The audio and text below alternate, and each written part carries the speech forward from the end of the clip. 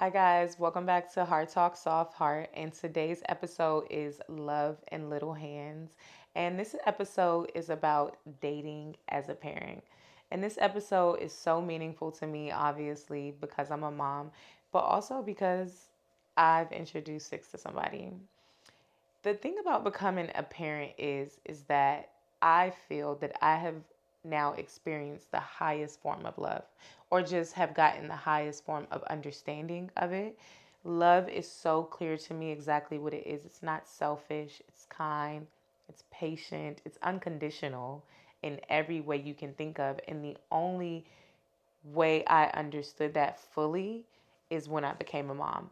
I love my parents, I love my siblings, I love my friends, but this one was just a little bit different. But if I'm being honest, it never took away that yearning for a partner. Like, I still crave having another person to share my life with. And I think sometimes I use me being a mom and having that highest form of love as a security blanket. And that's why we're going to get into all of these topics. And this episode is going to be really good for any mom or any dad who is considering dating while already having a little person in their life. The first thing we're going to get into is the emotional reality of dating with a kid. I feel like the first one should obviously be not having as much time, right? Because we're so focused on being moms and working and the things that matter that sometimes we put aside our, the things we need or the things we want and our desires to strictly focus on our careers and our babies. And I feel like I've made partners feel really jaded in that sense. Like, you know what? Maybe she doesn't like me as much because I'm not getting as much time out of her that I would like. And obviously, for someone who doesn't have any kids who can spend all the time in the world with them, they'll look into more, they'll commit to more because they're not feeling like they're being neglected. But we genuinely just have to just balance our lives and figure out how to do it. So I'm still working on that in a sense, like trying to balance having a partner and not making them feel neglected because I am going to always fully show up for my son as his mom. Like, there'll be some days where I'm like, okay, I've been here a little too long. It's time for me to go see my baby. Like, I am one of those moms who enjoys spending time with her kid and enjoys picking him up from school and enjoys just like being in the moment with him. So when I'm gone away from for him too long, it starts to bother me. It really starts to like actually stress me out. And then I think that the entire conversation becomes, oh, well, my baby, or oh, let's call Six. And they're just sitting there like, you might as well not even be here because it's kind of the same. I don't know. That part, like, the thing about this episode, I want you to understand this. I think it might be our first episode where it's less advice and more of a back and forth conversation with us. Like, I definitely am just going to give you an experience, and I don't have this one figured out. I'm not going to lie.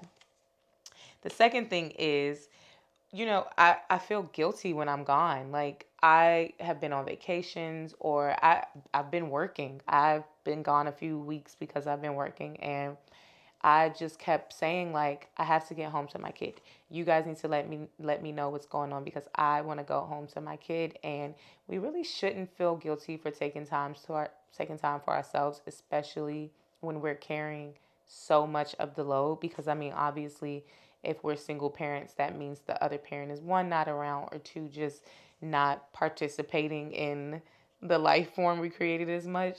And so I have to like give my grace in that standpoint. Like, I am still a person outside of being a mother. The Me being a mother is not a personality trait.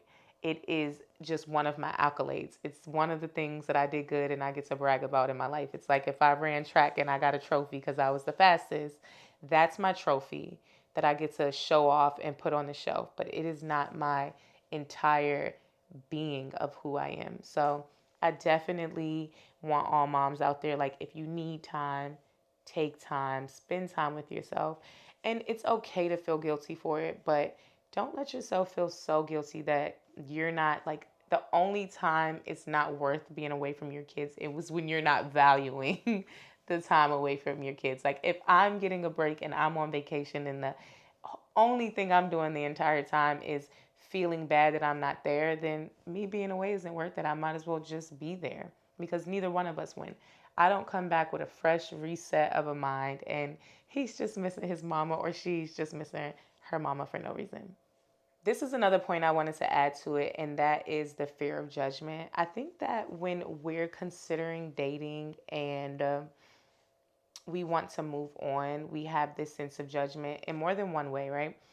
We don't know what's too soon or what's not too soon, or sometimes we don't want to admit that we failed. Like, you know what? I created a family with this person and this relationship failed. So let me just be alone because I think that makes me look a little bit stronger or that makes people judge me less because I don't just have another person who's not the dad or mom raising the baby. But for the most part, I think we just don't know like what's considered too soon and what isn't. And for me, honestly, I have to be honest because that's what this podcast is about. I introduced somebody to Six really, really soon. I think sooner than I probably would ever do again. So I would love to hear you guys' perspective on that. Like, but I didn't feel the judgment of it. I felt at that moment that it was right. So I did it. I'm not a person who like overthinks things most of the time. I am more so like, if this feels right, then I'm going to do it. Do I regret it? Some days, but most days I don't. So I would definitely want to know like how you guys feel about this. What's an appropriate time frame? Because I'm not gonna lie. Before I did this episode, I asked Google like, what do you think is an appropriate time frame to introduce your partner to a kid? And it kind of was in the same realm that I'm in. Like, we don't know. Like whatever feels right to you is the only thing that's gonna make sense. And the other emotional aspect that I want to talk about is that, the same thing I started this episode with. I have a new understanding of love. I have a new understanding of sacrifices. I have a new understanding of patience, like all of it in a nutshell. And the problem is, I feel like I'm taking these qualities into my relationships. I'm being understanding. I'm making the sacrifices. I'm being patient. I'm loving unconditionally. And sometimes people don't deserve that. And especially when it's not being reciprocated to me. Because I'm a mother, because I'm so loving, and because I fully now understand the true definition of love, I am going into these relationships showing up. I'm cooking, I'm cleaning, I'm being motherly. And it leaves me every time feeling like, you know what?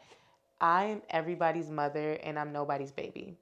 I am everybody's, like, I'm parenting and I'm not fulfilled after. I'm not being treated like a woman. I'm being treated more like I'm back home with my kid and I'm hearing mommy, mommy 100 times. So I think that's another thing we have to be mindful of is stepping out of our role when we're with our partners, because I do want a man that leads, and I think most of us do. And I think I want to feel like I'm being appreciated, but not because I'm parenting, because I'm your partner and we're just showing up in this and we're taking great care of each other. I haven't experienced a relationship where I didn't mother through it and it wasn't all about them and taking care of them. So maybe that's why I'm single. But yeah, I think we have to be very mindful of that because it's easy to become someone's mother, especially because, we're dating people. Somebody might have mommy issues. They never had one. So now you're head in and you're doing all the things that his mom didn't do. Or people just like to take advantage of the fact that you have such a motherly nature. And that's always been a compliment for me when men say that, like, I love you because you just take such good care of me. But now I want to start taking it as a little bit of a red flag. Like, you know what? And it's okay if I'm feeling that like reciprocated. Like I don't feel like this is a job. I don't feel like I have to take care of you. I'm just taking care of you because you're taking such great care of me that I want to show up in this way, because our kids can't take care of us, right? Until we're older, then they get to pay their dues when they have to wipe our butts. But for my partner, I want to feel, we should be feeling the reciprocation. Beyond the emotional side, we have the practical side of introducing your kid to your partner. The first thing I want to talk about is the importance of boundaries. Do I think everybody needs to be meeting your kids? Absolutely not. I think that, and I don't want anybody to feel judged by this, but I have to be honest. This is a place where we're being transparent. You guys are getting ready to hear things on this episode that I've never said before. And I know a lot of women who, move on really fast and love really hard and, switch out partners. And I've seen them introduce their children to every person they've had a relationship with.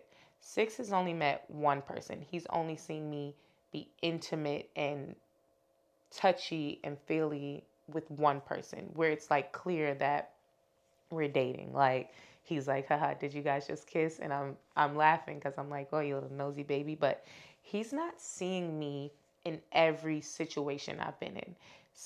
There's people who have been in my life for years, who he doesn't know exists, because I think that the energies take a toll on us, right? I don't know about you guys, but the more people I come across, I pick up. Sometimes we pick up their bad habits. Sometimes we pick up, we might pick up their slang. We pick up just energies from people, and children are so subjective to energies. Like, there's always been a thing like, children see ghosts, or I'm very superstitious. So we have to be very careful of the energies that we're exposing our children to, because they are sensitive. And this is like, for me, it's where they're being molded.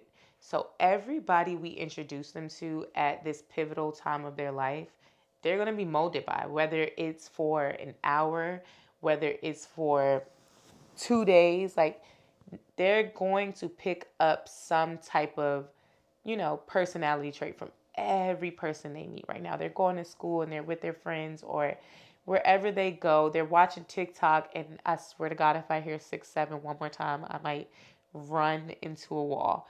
But that just goes like little things like that, like rhymes and rhythms and gimmicks, they're taking with them. So imagine having your kid around so many different men and or women, and these are not the right one. This is not the right one. And they're picking up those bad habits that you didn't feel like made them right. The second thing that I'm going to say about this same topic is that discipline. I don't know how you guys feel about people disciplining your kid, and this is why this is a part of the practical side and the boundary side of the conversation. I do not want anybody disciplining my kid, not anybody that I'm dating. And I know that's probably going to sound bad, because there's some people who get married and you're together for years. A conversation, a proper conversation with me present, is perfectly fine with me. But me and who my partner is, I want us to sit down. Before you have a conversation and discipline my kid, I want us to talk about what you're feeling, what you want to say, so I can let you know what I'm okay with you saying, what I don't want you to say, what I don't feel is appropriate. And then we'll go in together as a united front and have a conversation. Because I feel like sometimes when you jump the gun a little bit and you discipline, and even with like a two-parent household, mom and dad, not stepmom, not stepdad, sometimes when you're not sitting and having those conversations about discipline, they start to unalign, and then we're arguing about the things that were done during these disciplinary actions. And if we came together as a forefront, we'd be okay. So I think that's important, whether you're with your partner or you're with your bonus parent. Like, my mom didn't agree on the way that my dad and stepmom were disciplining us, nor should she have. I commend her for that. But I think that had they sat down and had that conversation, we could have saved all of us a whole lot of trouble. So that's one thing that's really important to me when I have a partner around my kid. Like, I am okay with you disciplining, but we're going to sit down and we're going to do it together because this is my kid and I have to be comfortable with the things you're saying. We also have the emotional responsibility of making sure they feel prioritized. And that's in the practical one because the emotional part that I talked about in the beginning of the episode, that's for us. But we have to remember that while we're dating and while we're moving around, that these kids still make sure they feel prioritized. And we need to do that because, one, if they're not feeling prioritized while you're dating, it'll make them start resenting your partner. You might have a good partner, like the partner might be checking all the boxes and everything they're doing is great, but if your kid is feeling slightly neglected by you dating, and I'm not saying like, oh, they're being dramatic, because kids are dramatic. I can't even leave the house for an hour without Six crying, but you always want to make sure they still feel prioritized when you're dating. So you know exactly, you know that the emotions that they're feeling are real. Because if I'm gone for 5 days at a time and then I get back and Six is like, oh, I don't like him because, you know, let's make up a random thing. When really it's because he feels like his mom is being taken away from him, it's going to make you start to question things and get inside your head. And once again, we need adult time. Like, Coco Melon drove me up the effing wall. So I know Miss Rachel is driving you guys up the wall. It's important to have adult conversations, and it's important to, you know, feel wanted by adults and be in those environments where you can be an adult and be out of mommy mode. But it also is really, really important to make sure they're not feeling neglected by you going out and living your life. And you can do things like with the person I introduced him to, I think our first date, he took me on a helicopter ride around Miami. Our second date, he booked a horseback riding experience in Miami where we all went together. So there's different ways that you can like include the kids. Of course, we need our mommy and well, not mommy and daddy, mommy and partner time. But we also should make sure or try our best to make sure they feel included, whether it's with a lunch. It doesn't have to be as extravagant as horseback riding, but it could be a lunch. It could be we going to do something the kids like to do. Like, there's different ways to just make sure they always feel included in the process. Another thing I want you guys to keep in mind when we're being practical about dating while we have children is how to talk with your children in appropriate ways about love. And I'll give you examples because I know that probably doesn't make sense, like age appropriate ways, to be clear. There was a time where a driver picked us up from the airport when I was going to see my partner that he met, and there was flowers already in the car, and he was like, "Oh, such and such got you flowers. Does that mean that he loves you?" And I'm like, "Yes, that is a form of love, but this is a 6-year-old I'm talking to." So I'm making sure I'm speaking to him in like ways that are, one, not too advanced, and two, for him to grasp and understand. And then he said, "Well, does that mean he loves you more than me?" And I let him know, like, nobody in this world loves you more than me. And I don't love anybody in this world more than you, because that was his second question. And he was like, "Okay, I just wanted to make sure you didn't love him more." And I said, "You can love more than one person, but a mommy is never ever gonna love anybody more than you." And obviously he'll have girlfriends and he'll feel differently about that later in life. But right now, for my 6-year-old, that is the way I felt best with talking to him. So realizing that the way they see us being loved is going to teach them love. So I'm so glad that he saw that moment and recognized that moment. Like, oh, he got you flowers waiting in the car. Does that mean he loved you? So, one, he's seeing his mom be loved properly, and he's learning things that boys and men do when they love somebody. But he's also getting that like that comfort from me, knowing that like, yes, I love him too, but I'll never love anybody like I love you. To add to that, Six asked me one day, Mommy, are you sad? And I was like, why? We're just laying in bed, we're chilling, I'm not crying. I think I'm scrolling on my phone. He's watching the TV. And I was like, well, why do you think mommy's sad? I'm not sad. And he's like, because you and such broke up. And I was like, well, how do you know that? And he's like, because I haven't seen him around. And initially, I just wanted to break down in tears and cry because I realized that I had created a space where we had created such a back and forth that he was starting to tell when it was off and on, and that was never my intention, and it wasn't something that I wanted to do. And it was the last time he's ever seen my kid because I realized we had created my space. But the anger in the space that we had created for him wanted me to respond negatively. But once again, we have to talk to them in age appropriate ways so they can understand love at that level. And also, we're teaching them how to love. I said, no, mommy's not sad. Mommy will be okay. Me and him will always be friends, and he will always be your friend. However, you are right. We are no longer dating anymore. And I just asked him, what does he think dating means? What does he think it means to be boyfriend and girlfriend? And he told me little cues that he noticed. And I'm like, okay, you're right. Yes, when you kiss, boys and girls can be friends, but there is another step further when you're kissing and holding hands.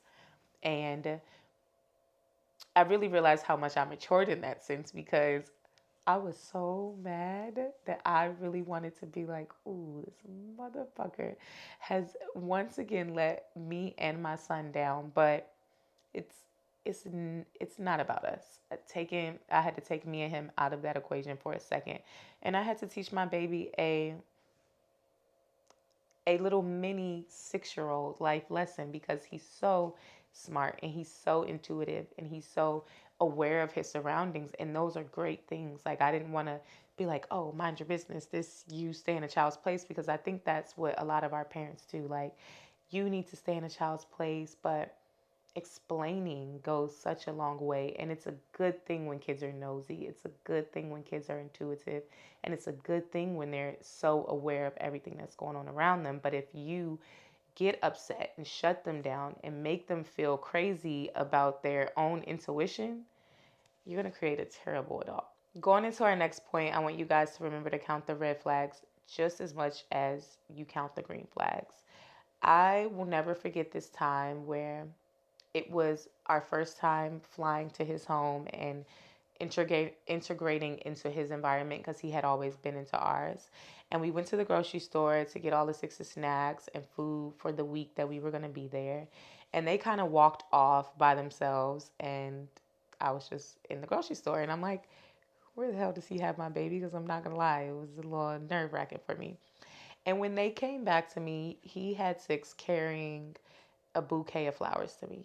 And I'm not gonna get emotional, but it was so cute because and it justified. I think at that time I was still like, we were so early at the beginning and I had introduced him in six so fast that I think I was still beating myself up about, and his dad was like, because I was very honest with his dad about it. I feel like that's another point we'll get into. You should always be really honest with the other party when you're doing this, because I feel like it'll save you a lot of trouble. And I didn't need to be honest. Like, at this point, Trevor's gone. He doesn't exist. I mean, he's just not around.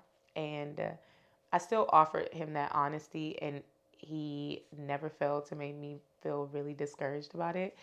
But when he had my 3-year old bring me a bouquet of flowers in the store, where I'm thinking, okay, I'm doing the mom thing. I'm grabbing meats, I'm grabbing sides, I'm grabbing a veggie, snacks, and juice, and things to take care of my family. In that moment, somebody thought of me and they had my son think of me, and they were teaching my son. Okay, y'all have to. Sorry, guys. That was a really hard moment for me because he really was such a green flag at times. And, I never got that with his dad. So it really was confirming that I made the right choice and I did the right thing. But For as many times as he's been a green flag, he was also a red flag. There was a time where Six was a spoiled brat. Y'all have seen him fall out in Target. Y'all have seen him just act a complete fool, which I think would be hard for anybody to be experiencing that, because it was hard for me. There were some days I didn't even want to leave the house because I was so scared that he would have a meltdown in public. And boy, did it happen at some one of the times we were visiting him, and we were going to the mall getting ready for a baseball game. And I was so excited because I'm just like, wow, I have this little family and we're going to go hang out together, and this is going to be great. And Six started his stuff because he wanted something out of the mall. I don't remember, but he screamed and he cried, and I had to pop him on the butt. And he ended up saying when we got home after we bought jerseys and stuff for the game, I don't want to go to the game. Like, you guys go. I'm just not in the mood anymore. That just completely killed my mood. And he really did stay home. The game was like maybe like a 45-minute ride out. We went by ourselves. We, had fun by ourselves. But the entire time I was there, I was extremely disappointed and upset because I was also realizing, okay, maybe he's not as ready for this as I wanted him to be. And then there's also when we had to take our breaks, because obviously people go through stuff and they need breaks. He didn't reach out to communicate with him. And that had to be for me to put my foot down on. Like, you know what? It's okay that you're upset with me. It's okay that we're not working out. But I wouldn't just be around somebody's kid just because I want them. I am going to call and ask how the kids are doing. And he does when we get back on decent terms. Like, he's like, hey, does Six need anything? So I'm not going to discredit him in full. He was also younger, which we'll get into that on another episode. I think I was just asking and expecting a lot from him. And at his age, I didn't understand this kind of love. And so, yeah, you just always want to kind of pay attention to both sides. Like, yes, he was a green flag for the most part. That's what I think just got me so emotional in that standpoint, because there was so many points where he was such a green flag that I don't know how we got such into the red flag phase. And yeah, you want to like always don't let it be so good that you start to ignore the red flags. Like, those were pretty amazing things that he did, but there was also things that he could have done better, and that I should have wanted better for my son and myself. Like, we can't, and I think I said this in another episode, we can't forget, I overlooked a lot of his red flags because he's so good to my son that I'll take this. As long as Six can be happy, I will deal with whatever I need to deal with. And you don't want to do that, because we do deserve to be happy. And the happier we are, the happier they're going to be, because we got to get up in the morning and take care of them.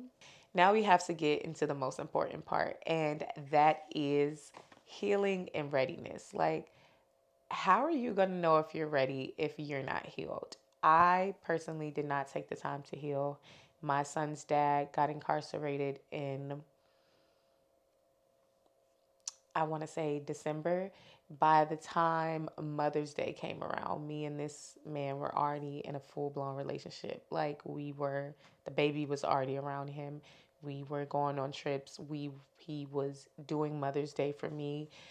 Um, and I really needed to first of all, I needed to get around my situation, because it wasn't, oh, Six's dad just went to jail. Our whole world came crumbling down. Like, my sister was in trouble, I was in trouble. Like, it was an entire thing that I just don't even want to go into because it's not important anymore. But I was totally not ready for that relationship. I was drinking a lot. I was drunk a lot. I was sad a lot. And on top of the pressure, because it is pressure to meet somebody's kid. If it doesn't feel like pressure to somebody, they're probably not into it as much as they should be, because it should be nerve wracking.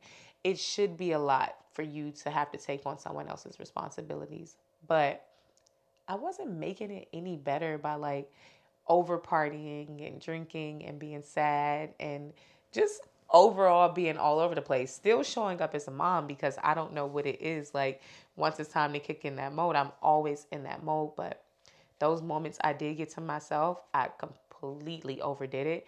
And it was because I didn't heal before I jumped into another relationship. You also have to heal from your past relationships. Like those are important.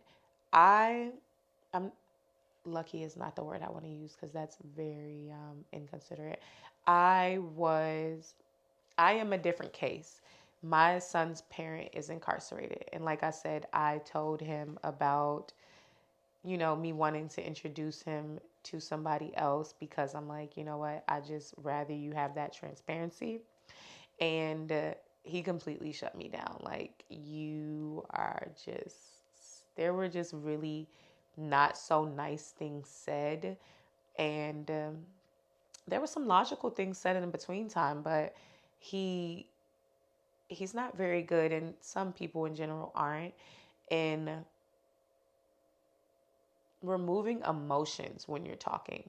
And because you get so emotional and worked up, sometimes the logic gets lost in the disrespectful things that are being said. So he said some really nasty things to me, but he also made some really great points about his age and him not being old enough or ready or in his career. Like, there's no way you think this little words in between is going to be ready. And though he may have been right in some of those points, I couldn't give him the full credit because that boy still showed up for me and my son in ways that he never did in all of our years spent. And obviously, like, I don't move with any bad blood or a bitter. I speak with experience and never with my emotions. Like, this is all about, what the experience was. And if you wanted your experience to be something different with me, you should have showed up differently. So I valued some of the things he said, and though it may have turned out in some of the ways he said, I am still so grateful for the experience that that young man gave my son. To piggyback off of that, my dad was in a new relationship, and by the time while my mom was pregnant with Brooke, I'm gonna just be fully transparent here. And it was really hard, having a stepmom, not having a stepmom, because it was less about my stepmom and more about the fact that they disliked my mom. And why, I don't know. I can't, I can only speak on who I know my mother to be. I think my mother's a really great person. Is she perfect? No. Do I want to, where I will be honest is that Brooke and my mom was still pregnant when my dad got with my stepmom. And I felt like they did treat us pretty badly. Like, I'm not gonna lie, they know this. This is something that I've admitted to them, and this is something that me and my stepmom have completely like worked through. We have a great relationship, but in terms of this conversation, I want to be very candid without anyone feel like I'm bashing them. They, on top of not being very nice to us, I had to listen to them and their friends and some family members on that side bash the only person that like I don't think can do anything wrong. I love my mama dearly. Like, she has fought so hard for me to have all of this. I only have this because of her. I'm not gonna lie. She is the reason I kept pushing. She is the reason I'm here. And it was really hard hearing them speak so ill about the person that I hold to such a value. And that's another reason you want to be so careful when you're bringing people around your children. Like, my stepmom wasn't very nice to us as children. And do I think that's how she felt? No. Has she apologized for it? Sincerely, like tears in her eyes. Apologized for it. And sometimes men can get in the way and cause friction that doesn't exist because her and my mom were in pictures. They saw each other out the other day and they took pictures together, and it really, I don't think either one of them realized like how much that healed my inner child to see like my mom finally getting the recognition she deserved, because she did deserve it. She worked really, really hard to be by herself. And even the few times that we went with our dad, we were always so like unhappy and miserable when we came back that I'm sure that took an emotional toll on her. Like, I legally, from a court standpoint, have to hand you guys over, and you guys are coming back so distraught and so upset. And I'm defeated because I'm just doing what I have to do so I don't go to jail. But yeah, it was really good to see her and my stepmom, like, just get in that space where they want to be around, because these ladies were about to fight. I mean, there was jobs going up to B words flying, like it was bad, and we watched all of it. So that's why it's also important to, you know, make sure your past relationships and all of your affairs are in order, because our that family dynamic was very hectic. But I'm super proud of my mom and my stepmom for like getting together and showing up. Like my mom and dad still don't talk. Hopefully, it gets better with time. But women are just, it just goes to prove how amazing women are, and like how time just heals so much. Like a decade ago, I would have been like, oh, those two will never be in the same room. And they're doing it and they're getting along. And my mom is happy about it. Like, she's not carrying any of what happened. My stepmom isn't carrying any of what happened. I think when you get older and you realize it's, there's the problem, and then it's two of us. If we're fighting about the problem, we're not fixing the problem.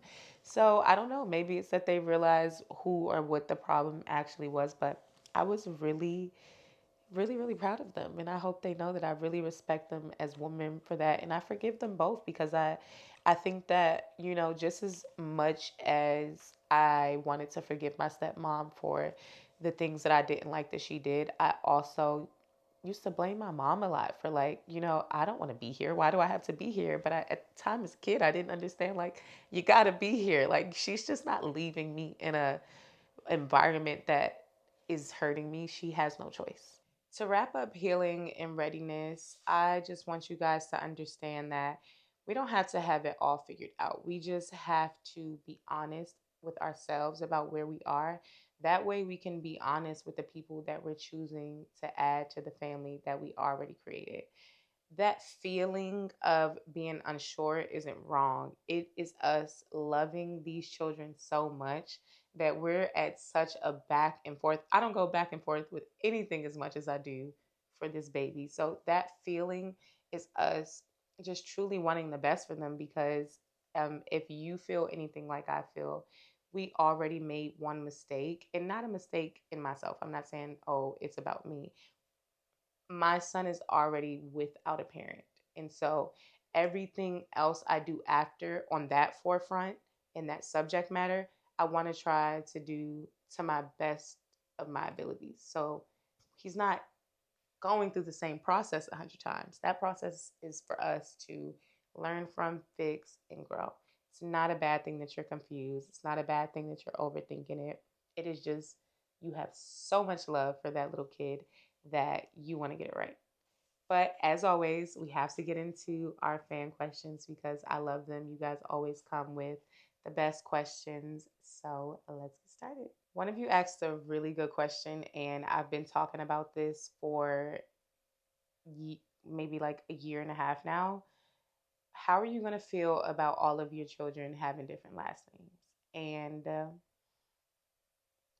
I personally, I want to change my son's last name, and it's not because I hate this person so much that I want to wipe all existence away. It's more so because the reality of the situation is that he is going to be gone for a very significant. My son will be an adult by the time he sees his dad again. So I personally just feel like it'll be easier if he has my last name. School stuff will be easier. passport stuff, like all the adult things that I do where we don't share the last name, going through the airport, and some when we go out the country, I have to take his birth certificate because we don't share the last name, will be easier. So for me, it's not a deal of like, oh, I want them all to have the same last name because six isn't a craft. We won't share the last name if I get married again, but at least he has my maiden name. He has a name that, I can. I don't know a lot about my son's dad's family. We move so fast. I know them, but like I don't know where they come from. I don't know who to look for. I want to change my son's last name to my last name. Will I feel away if all my kids have different last names? No, it won't be something I think about. Love is love. The last name is just, something we carry. If my partner wanted to change and my son was in agreement with that, I'd be perfectly fine with that. It's just like we're family, but it would have to be my son's choice and my partner's choice. But as of right now, I do want Six to share the same last name as me. This question is, what's been the hardest part of dating as a parent? I'd probably say the parts where the people that I don't introduce him to. Because obviously, like, I'm dating, I've been with, I've been dating. And so when I'm not introducing him to people, that is less time that I'm spending with him. And as bad as I feel about it, I just don't think it's appropriate to have him around every single person that I come in contact with. Like some of these things are just surface level because that's the reality of it. Like we do have surface level interactions. And if you're honest with yourself about that, you probably won't introduce your children to more people that they need to meet because you're understanding like this is an experience that I'm having and this is not a permanent thing. So it's not necessary for me to take all the drastic measures. So the hardest part would be is when I'm having situationships that I'm involved in that I don't want him around or don't want him to be a part of. And they're not getting more time than he is, but I'm still like, damn. I remember when there was a time where me and my man were all together with him. And it was the adjusting out of having a man and being clear that, like, y'all are not meeting my kid. Like, I'm going to be a lot more. I'm just going to take it a little slower.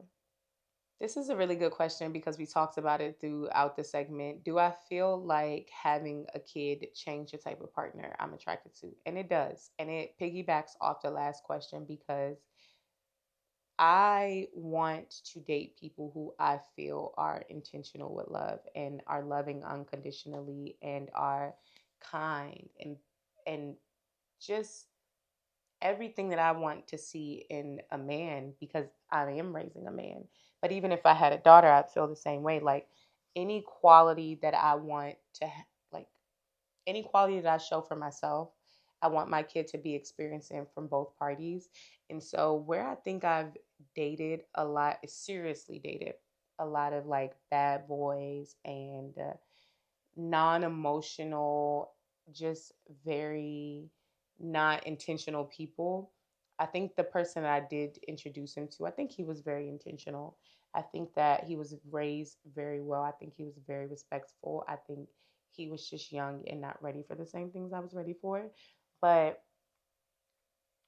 he wasn't my type if in comparison to anything I've ever dated. Like, does he maybe fall in and follow some trends? Yes. But I think that comes with age. Like you have to do those things. You have to figure out who you are. You have to do things to figure out who you are. So I didn't really take those things personal until I couldn't anymore. But he was totally different than my type for sure. Last question we're going to do is what's your biggest fear when it comes to dating as a parent? And I mean, the only thing I could think of is really somebody just not treating my kid good and, or hurting my child because I've been in those instances where, I felt like my parents' partners were not nice to me. And I don't want my kids to ever feel that way. Like, I never want to be so delusional in love or so blind to love that I let any old thing happen to my kid. But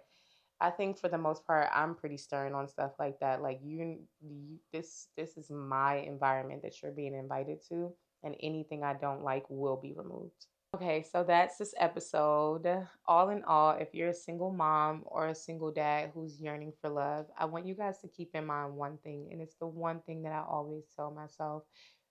These babies love us unconditionally. They have no end game, they have no hidden agenda. They love us wholeheartedly and they want nothing from us in return. So, the best thing that you could look for is somebody who loves the same way. I am a person who loves unconditionally. I want nothing, I expect nothing, I still love wholeheartedly. So, look for the people, those are gonna be your tribe. Those people who want for nothing and give everything, they're going to show up for your children in the same way. And to all those bonus parents out there, I really do want to just give my gratitude to you guys. You guys are so special, and I'm sure it's not easy. You guys are filling voids that shouldn't be there, and I commend you so much for that. As always, I hope these hard talks leave you with a softer heart, and until next time.